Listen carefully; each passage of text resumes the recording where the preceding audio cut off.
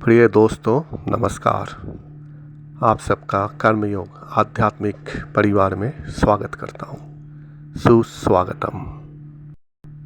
दोस्तों, आज हम लोग जानेंगे देव उठानी एकादशी के बारे में।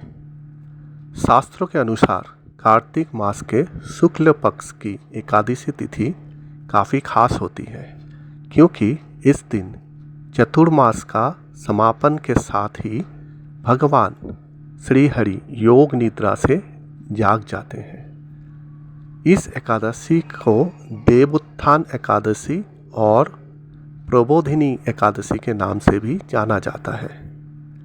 आषाढ़ मास में पड़ने वाली देवसायनी एकादशी के दिन भगवान विष्णु अगले 4 माह के लिए योग निद्रा में चले जाते हैं, जिसे चतुर्मास के नाम से भी जानते हैं।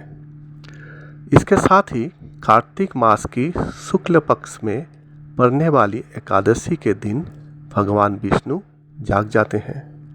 साल में पड़ने वाली सभी एकादशियों में से देव उठानी एकादशी का काफ़ी अधिक महत्व है। देव उठानी एकादशी के साथ ही मांगलिक काम शुरू हो जाते हैं। इसके साथ ही द्वादशी यानी इसके अगले तिथि में तुलसी या विवाह शालिग्राम के साथ करना भी शुभ माना जाता है। इस दिन मुख्य तौर पे श्री विष्णु यानी भगवान श्री हरि का ही पूजा अर्चना की जाती है। और ये बात तो आप सबको पता ही है, कलियुग में श्री हरि के नाम का क्या महत्व है। सभी पापों को नाश करके मुक्ति प्रदान करता है। केवल 2 पंक्तियों का महामंत्र, हरे कृष्णा कृष्णा कृष्णा हरे हरे, हरे राम राम राम हरे हरे। इस महामंत्र से संबंधित एक कहानी आपको आज सुनाता हूँ। एक बार महर्षि नारद ने श्री हरि से इस मंत्र का महिमा के बारे में पूछा, तो श्री हरि ने कहा, मुझसे क्यों पूछते हो? आप स्वयं प्रत्यक्ष रूप से इस महामंत्र का महिमा उपलब्ध करें। नारद जी ने पूछा, वो कैसे करूं महाप्रभु? तब श्री हरि ने कहा, आप पृथ्वी लोक पर जाएं और सबसे पहले जिस जीवात्मा से आपका भेंट हो उसको आप ये मंत्र सुनाएं। फिर उस पर मंत्र का क्या प्रभाव पड़ा वो अनुभव करें।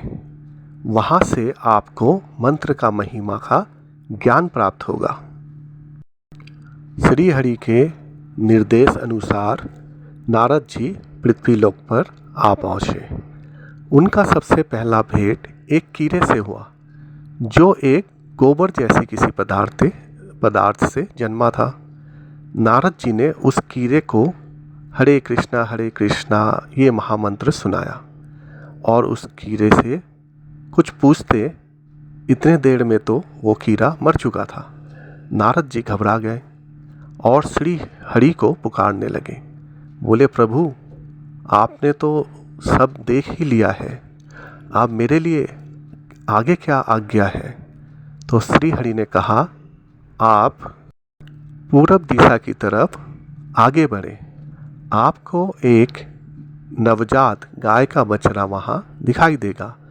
आप उसको ये मंत्र सुनाएं और उसके बाद इसके महिमा को आप ज़रूर उससे पूछें और खुद भी उपलब्ध करें।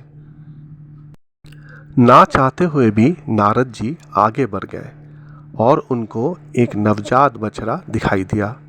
नारद जी बछड़े को हरे कृष्णा जैसे ही सुनाए और वो बछड़ा तो तुरंत ही मर गया। अब नारद जी डर गए और वहाँ से भाग खड़े हुए तथा सोचने लगे, ये क्या अनर्थ हो गया, ये तो गौ हत्या का पाप मुझ पर चढ़ गया। हे श्री हरि, कहाँ फंसा दिया आपने? श्री हरि ने फिर से मुस्कुराकर बोले, ठीक है, एक बार और प्रयत्न करके देख लेते हैं। आप राजमहल चले जाएं। राजा को अभी अभी पुत्र संतान का प्राप्ति हुई है।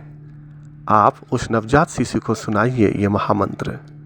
नारद जी बोले, तो प्रभु आप मेरे आखिरी प्रणाम भी स्वीकार कर लें, क्योंकि वहाँ अगर पहले जैसे कुछ भी अनर्थ हुआ तो प्राण लेकर मैं वापस तो लौट नहीं पाऊँगा।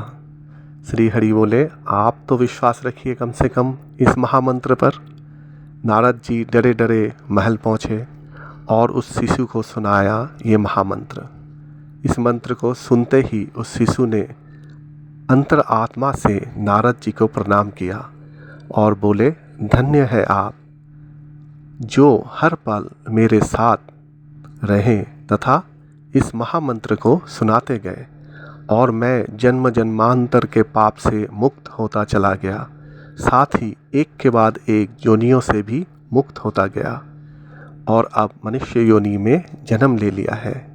साथ ही इस मंत्र को फिर से सुनने पर हर प्रकार की मोह माया बंधन से भी मुक्त हो गया मैं श्री हरि के कृपा से।